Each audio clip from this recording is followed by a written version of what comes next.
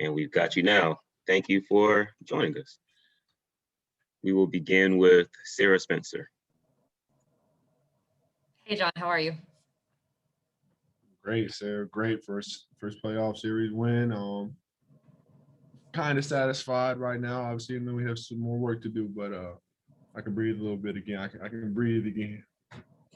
Well, that was actually going to be my question to you. I know you obviously still have more basketball to play and you guys are moving on. But just going from where you guys were last year to now such steep turnaround, I mean, it's got to be such an emotional roller coaster. Just what are you feeling right now? What is this like? It's a good feeling. Obviously, my first time at the top of the winning end of something like this. My first experience in the playoffs, so I'm trying not to get too excited or too overwhelmed. Obviously, I understand there's more work ahead, but I'm trying to find all the positives that we did and we're able to do in this series for us to move on and appreciate that. And as I said, allow it to make me better. How happy are you with the poise this team was able to show? I mean, obviously it's a tough environment. It was a chippy series and it was the first time in the playoffs for a lot of y'all. Just what do you think about the poise y'all were able to show? Yeah, firstly, shouts out to Ice, man. He's been incredible. I feel like every game this season, series, and he's really been the leader for us, the head of the snake. A lot of things asked of him, and he's definitely come through and delivered. As well as Coach Mack coming up with a extremely solid game plan for us to go out there and execute as a team, which I feel like we did.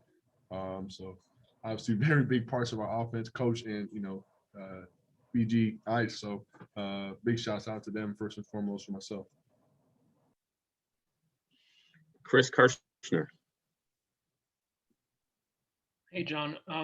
What can you say about the job Nate has done to get you guys in this position to where you guys are now? Yeah, I mean, he just done an excellent job, just from the demeanor and the way he asks us to handle ourselves from top to bottom. I feel like, definitely put him on a good starting point for us.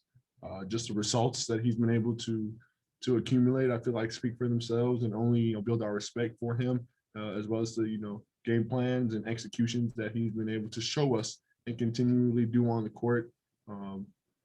Just continuing to give us all reasons to believe in Coach Nate. I remember after the Brooklyn game, very, very early in the season, you said that you felt that this team was dangerous. Do you still feel that way heading into a matchup against the Sixers? Oh, of course. And I feel like hopefully he's showing the world. Obviously, as I said before, business is not done, but hopefully what we've been able to do in this series lets people know we're serious.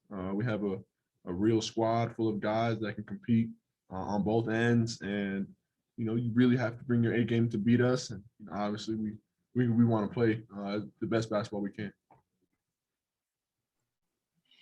Jeff Schultz.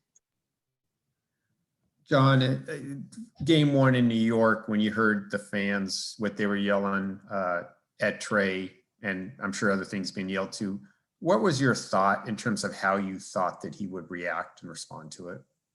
Yeah, not to say anyway, but Trey loves that stuff. I mean, that's what he's in the gym grinding for.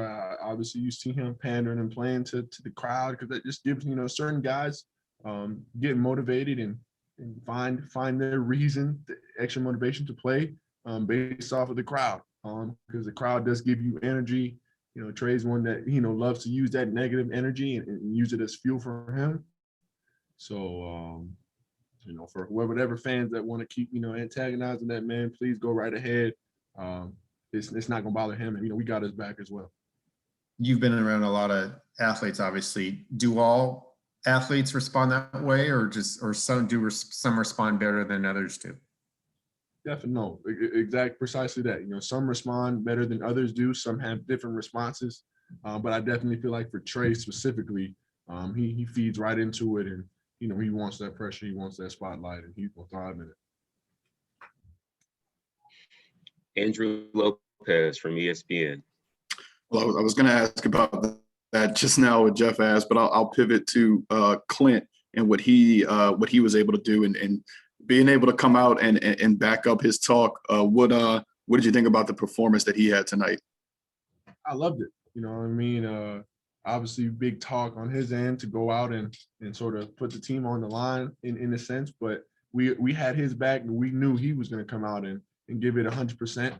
So I really had no issues with it. I just wanted to come out and do what he said, send him on vacation, send him home, and we did that. Chris Kirchner. With the amount of physicality in the series, you know, the fouls, the flagrant fouls, the chants, all that, is it even a little more gratifying to close this out on their home court? Extremely gratifying. You know, I feel like we try to play a clean, honest, fair game. And you know, a lot of the times, a lot of stuff that was being done on the court, you know, I definitely didn't respect.